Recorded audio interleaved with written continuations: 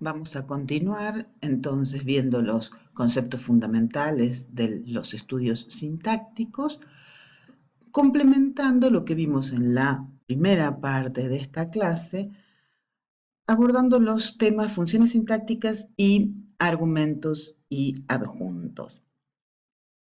Bien, entonces ustedes estuvieron viendo hasta aquí los distintos constituyentes. Vimos que son unidades intermedias entre la palabra y la oración, que se definen en función del núcleo que los rige, de modo que hacia el interior del constituyente podemos dar cuenta de una estructura interna que se construye a partir de ciertas reglas de estructura sintagmática.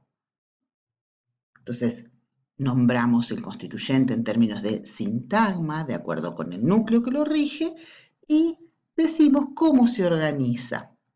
Así podemos tener un sintagma nominal, un sintagma verbal, un sintagma adjetival, un sintagma adverbial o un sintagma preposicional.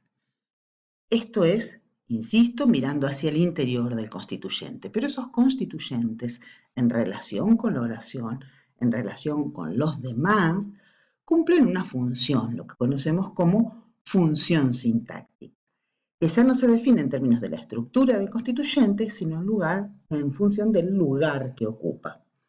De tal modo podemos tener nociones como sujeto, atributo, complemento u objeto directo, complemento u objeto indirecto, complemento del verbo, todo esto que desarrolla el texto de lectura obligatoria y en el que no vamos a insistir mucho más porque este es un tema que, como dijimos al principio, van a completar y van a trabajar en mayor profundidad en la cátedra de gramática.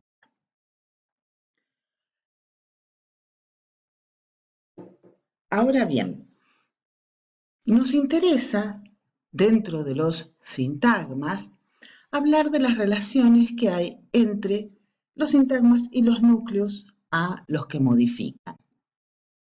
Al hablar de la estructura sintagmática y las reglas de estructura sintagmática, veíamos que ciertos elementos son obligatorios, otros pueden ser opcionales y además ocupan determinadas ubicaciones. Así es que la distinción entre distintos tipos de elementos que acompañan al núcleo de un sintagma se basa en características como la obligatoriedad u opcionalidad, el hecho de que aporten información necesaria o información adicional, cuál es la ubicación preferida que tienen, entre otros. Los argumentos, o también llamados complementos, podrían ser ejemplificados con los constituyentes que tienen ustedes subrayados en las oraciones A, B, C y D. Fíjense, Juan mira la tele. Si ese constituyente, la tele, ese sintagma nominal que acompaña al núcleo del sintagma verbal, mira, no está, tengo Juan mira, la oración es agramatical. O en principio, difícil de interpretar si a partir del contexto yo no tengo algún elemento que me permita saber a qué se refiere con Juan mira.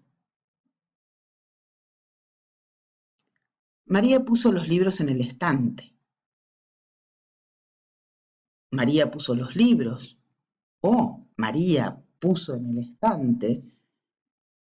Parecen oraciones incompletas, oraciones mal formadas, agramaticales. Y esto parece deberse simplemente a la ausencia de ese constituyente. José rompió las copas de cristal. Perfecta. Pero José rompió. Pedro comió un sándwich. Ningún problema.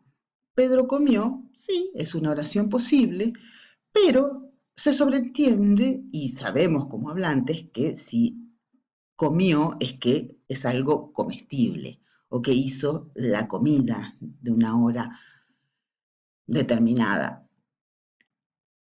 Estos elementos requeridos por el núcleo del sintagma, que completan su información, que lo complementan y que por tanto son obligatorios, son los complementos o argumentos. Es decir, el núcleo del sintagma requiere, en términos semánticos, en términos de significado, que se complete su interpretación con ese complemento.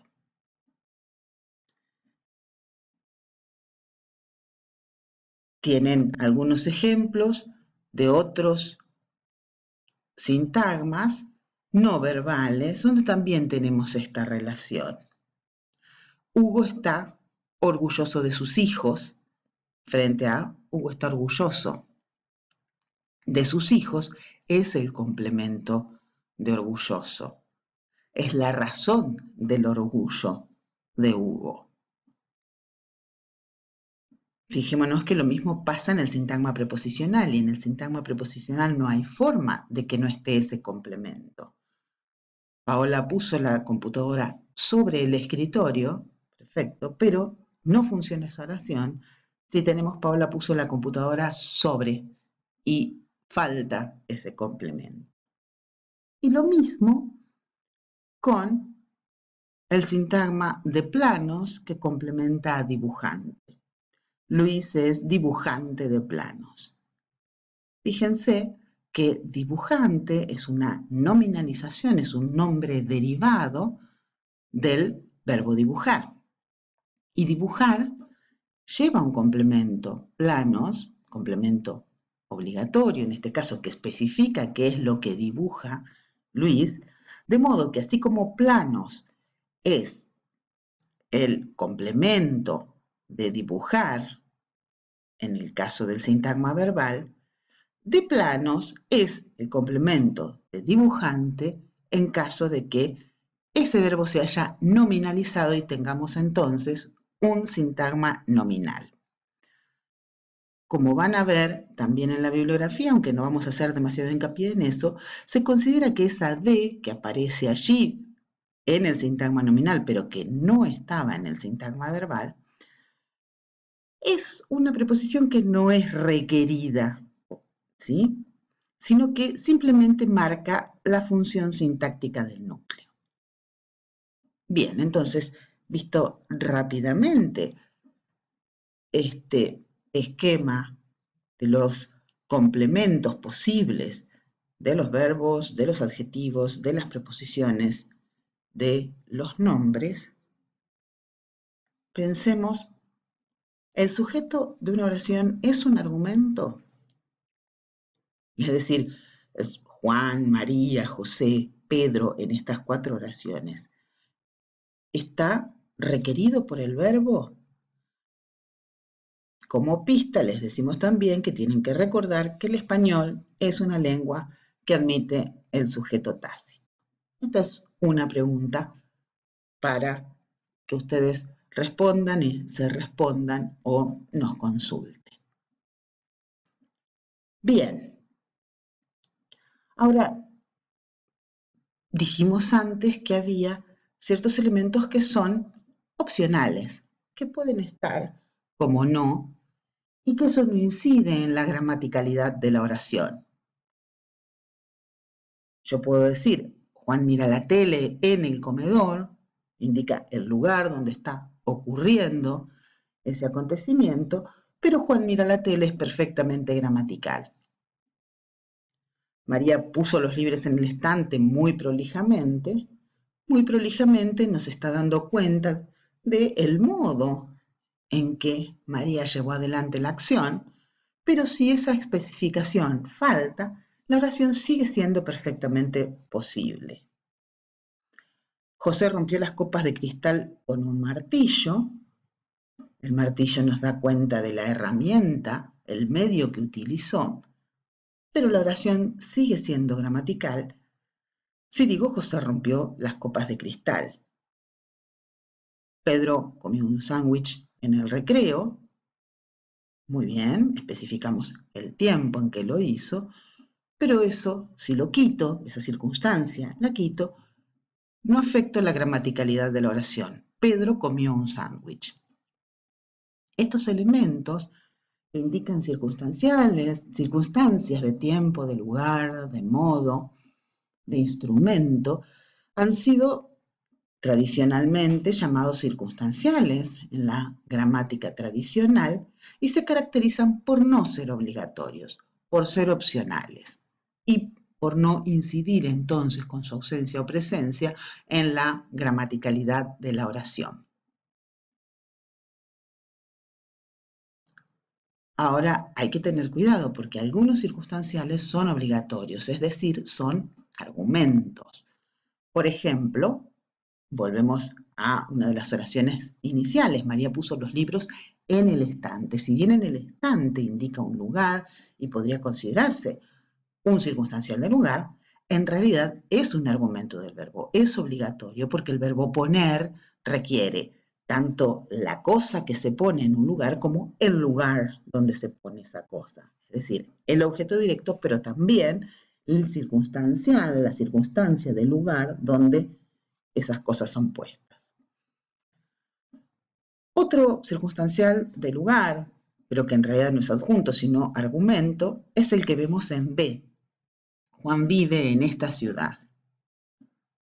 Si yo no tengo esa indicación de lugar, Juan vive, la oración no está mal, pero tiene otro sentido. Significa que Juan está vivo, no que mora, que habita en un determinado lugar. José entró en el salón de conferencias. En el salón de conferencias, también este circunstancial de lugar, es obligatorio. Porque si yo digo José entró, esa oración de algún modo está incompleta o, dicho de otro modo, solo puedo interpretarla en caso de que el contexto me permita identificar sin equívocos cuál es el lugar al que entró. Pedro sacó las botellas del freezer. Nuevamente tenemos un caso con el verbo sacar que también me exige ese argumento de lugar, de origen. Bien, para completar este tema pueden profundizar con la lectura obligatoria del capítulo, los puntos 4 y 5 del capítulo 4 de Muñoz Basols.